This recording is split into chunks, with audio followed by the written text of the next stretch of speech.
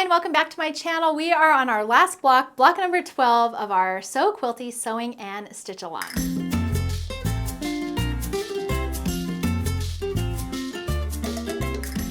So thank you so much for joining me for this stitch along. We have block number 12 today, and then next week we'll have our finishing video. I am so happy to see all of your guys' progress in our Sew With Me Facebook group. If you have not joined that group, that is where we share all of our fun sewing projects, not just this one, but even other things that we're working on. So make sure you join over there and participate. Everybody's super fun and encouraging in there. If you're just joining us, we are on our last block, but you're welcome to join at any time. I will leave all the videos here on YouTube so you can come back and watch them at your own pace. And you can get the Stitchy and Quilty patterns in my store at store.confessionsofahomeschooler.com. All right, let's go ahead and take a look at block number 12.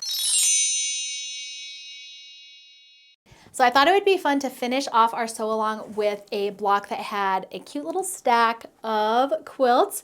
So I've got 3 different quilts on there, and of course those are going on one of our pre-finished cake stand blocks.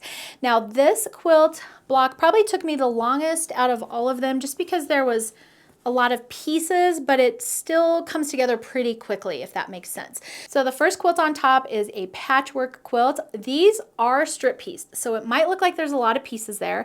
And if you are working scrappy, you could do that as well, but mine are strip pieced, so they actually came together pretty fast. And then we did a snowball on the corners just to make them look rounded.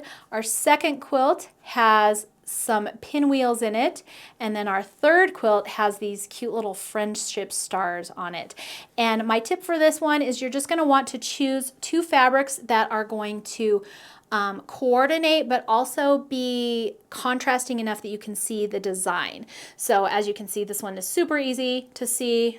This one's super easy to see, and then I chose a light blue and a dark blue. So you can still see those nice little star designs in there, and they don't get lost. So just make sure when you're picking out your fabric that it coordinates, but also has enough contrast that you can see the design. The other thing, and this is really important on this one, is either pre-starch or use some Mary Ellen's Best Press. I think I've said that in every video, but for this one it is important because you just have so many little pieces in here that you just want to make sure everything stays accurate. The other thing I did before I snowballed these corners was I cut this whole section, trimmed it down to size. So this whole section was trimmed to size, trimmed to size, trimmed to size. Then I added my snowball corners. Then I trimmed it to size again. And that way you have everything the exact size it needs to be so that when you're sewing your quilt stack together, they line up nicely. And then the last thing I did, and I'll show you my backs, some of mine, and I'm showing this because my seams aren't perfect, and when I was sewing, every now and then one flipped, and sometimes I will fix that if you can see it on the front. If you can't see it on the front, I don't usually fix it. So don't call the quilt police on me. It's just how I roll. As long as it looks good on the front, I'm okay with it on the back. So here you can see some of my seams flipped when I was sewing, but on the front, it looks perfectly fine. So I left it.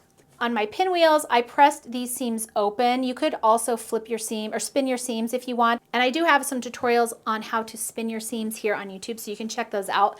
But I went ahead and just pressed them open. I nested these seams and then press this one open, and that really helps when you have all these seams coming together. It's just nice and flat right there, and you don't have like a lump right here in the middle. If you were to press them all to one direction, you would end up with a lump right there in the middle, so I tried to avoid that. And then for our friendship stars, I just nested those seams, so you can see my seams are going in opposite directions, here, here, and here, and that makes those seams nest really easily. And then on the front, you have nice flat seams and all of your points come together nicely. And then the only other thing to make sure of here are these seams right here. And to get those to go together nicely, this one was pressed towards the blue, this one was pressed towards the white so that those seams nested. So I pinned at each of these intersections right here, and then I pinned along as well. And that just helps keep that block nice and accurate and going together smoothly. And then I just sewed it onto our cake stand, and I was done with this block. So this block probably has the most seams out of all of the blocks we've done. I saved the hardest for last. And hopefully by then, you had enough experience that you were ready to tackle this one. So I think it turned out really cute. I love it. Let's take a look at our Stitchy version. So for the Stitchy version, this one is super easy. So this one does have some half stitches in it, like some of the other blocks we've done, but they're super easy. And I do have a video tutorial here on YouTube on half stitches, quarter stitches, and back stitches if you need some help. The other thing I've seen some people do with these is do like a little back stitch outlining on them, which also looks really cute. I didn't do that on mine, and it's not in the pattern, but you could definitely do that if you felt like your little quilts needed a little bit more definition. So again, this one is pretty easy for the cross stitch piece, and if you've already done your little cake stands like I did in the beginning, it should not take you hardly any time at all to finish. So that is the last block in our sew along. I will be back next week and we will wrap it all up. I have finishing tips. You'll get to see all of my finished projects, and hopefully I will get to see your finished projects in our Sew With Me group.